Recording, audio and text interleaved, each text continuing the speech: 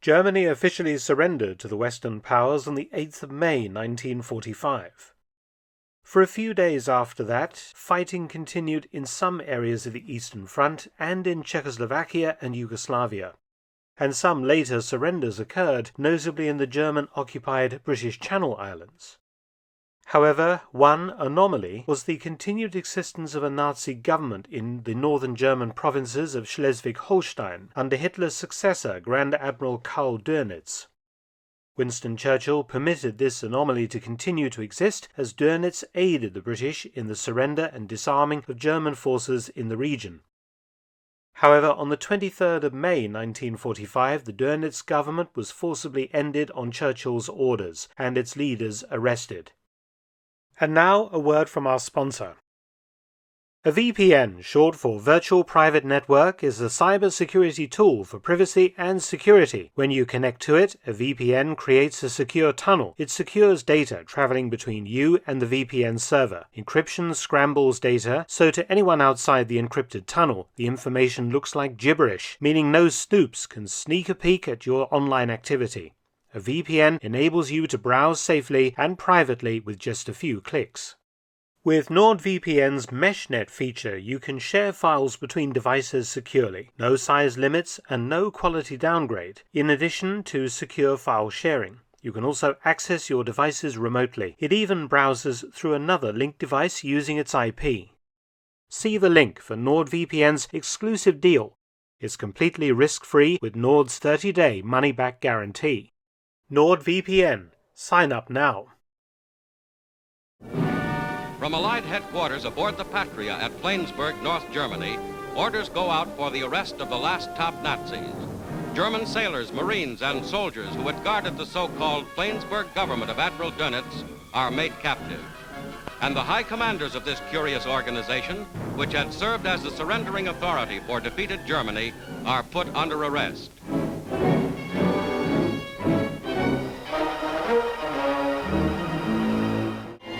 Colonel General Alfred Jodl, Chief of Staff, leaves the enemy's Flensburg headquarters for internment.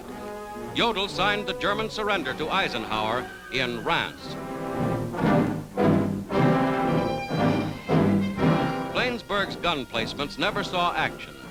Now the Fuhrer of the beaten Third Reich, Grand Admiral Dönitz himself, comes out under Allied arrest.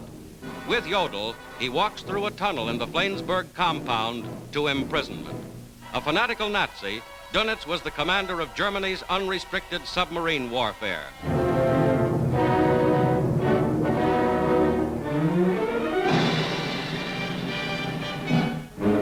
With the arrest of Jodl and Dönitz, the Third Reich is ended forever. You may be very surprised to learn that the last official Luftwaffe operation of World War II was yet to occur. Despite the surrender of all German armed forces, some German military aircraft remained operational, not for offensive military purposes, but rather for humanitarian reasons. The Luftwaffe still had some 6,000 aircraft when Germany surrendered, though much of the Air Force was grounded due to a lack of fuel. Hermann Göring, the head of the Air Force for almost all of World War II, was a prisoner of war of the Americans. His successor, the last man promoted to the rank of Field Marshal by Hitler before his death in Berlin, Robert Ritter von Greim, had ended his life on the 24th of May 1945, whilst in U.S. captivity. Likewise, the administration of the Luftwaffe, the Oberkommando der Luftwaffe, the Air Force High Command, was abolished on the 23rd of May. All German aircraft were placed now under Allied control.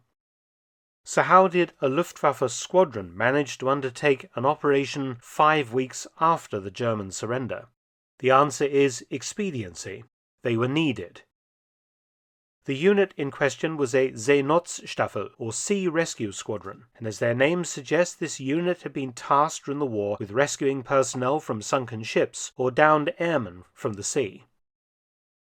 In total, Germany created 10 such sea rescue squadrons between 1939 and 1942. The main early war aircraft was a biplane, the Heinkel HE-59, a large twin-engine, white-painted aircraft with large Red Cross markings to show its non-combatant status. They carried inflatable boats and a rescue winch, but after several were nonetheless shot down by Royal Air Force fighters in 1940, the Luftwaffe gave them a standard camouflage paint scheme.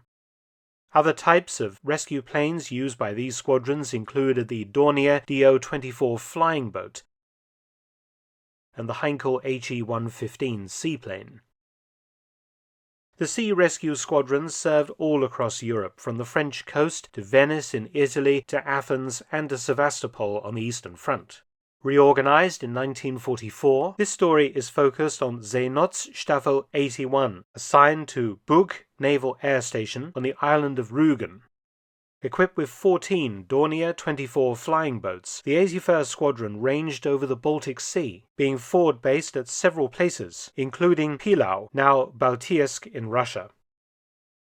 As the Red Army swept through East Prussia and pushed on to the Baltic coast, a huge rescue operation, codenamed Hannibal, was enacted by Grand Admiral Dönitz to attempt to evacuate to safety hundreds of thousands of German troops and civilians. Huge evacuations were made by ships to Schleswig-Holstein and Denmark, and also by retasking the available sea rescue squadrons to fly out groups to safety. The pressure was immense, and the 81st Squadron's planes were taking off every 15 minutes, loaded to capacity with refugees and German wounded. For example, one Dornier 24, overloaded with 80 people aboard, took off on the 5th of March 1945, but crashed soon afterwards, killing everyone. But the 81st Squadron continued at a feverish pace of operations. On the 5th of May, just before the Red Army overran Bug Naval Air Station, the squadron and its support ship carrying refugees and ground personnel managed to escape to the Guldborgsund Strait in Denmark, and there surrendered to British occupation forces. The German forces in Denmark had surrendered to Field Marshal Sir Bernard Montgomery's forces on the 4th of May 1945, but by the end of May the country was full of German refugees and troops evacuated from the Baltic coast, up to 250,000 personnel in total. The British decided that these unwelcome German guests would not be ejected from Denmark immediately, as northern Germany was in a state of complete chaos, and the last thing it needed was yet more refugees. However, by early June 1945, the British decided to alleviate matters in Denmark to some extent, and they decided to use the assistance of the 81st Squadron, which was lying idle in Denmark. On the 18th of June 1945, the very last official Luftwaffe operation of World War II was carried out by Seenotstaffel 81. Small boats brought out some 1,000 passengers who boarded the 15 Dornier 24s in Denmark.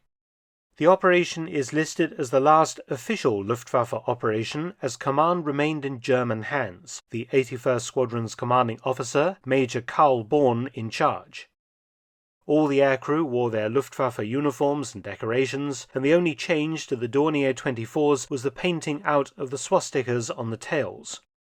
Otherwise, all the planes wore their World War II paint schemes and Balkan crosses and numbers. However, in the interest of security, the RAF provided an escort for the operation, Hawker Typhoons of numbers 175 and 184 squadrons.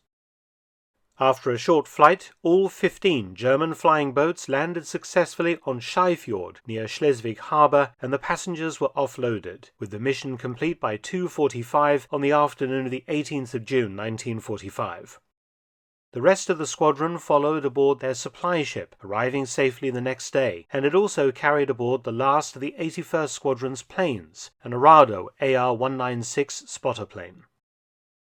On the 19th of June, Major Born had his entire unit fallen in before him, and after giving an address, the 81st Sea Rescue Squadron was officially disbanded.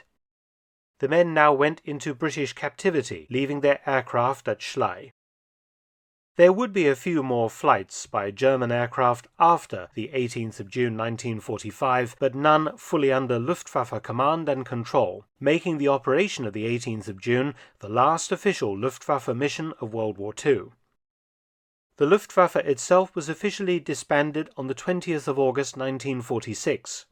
It is perhaps fitting that such a final operation at the end of such a bloody war was left to a life-saving unit, who conducted a successful humanitarian evacuation before disbanding with honor. Many thanks for watching. Please subscribe and share, and also visit my audiobook channel, War Stories with Mark Felton. You can also help to support both of my channels at PayPal and Patreon. Details in the description box below.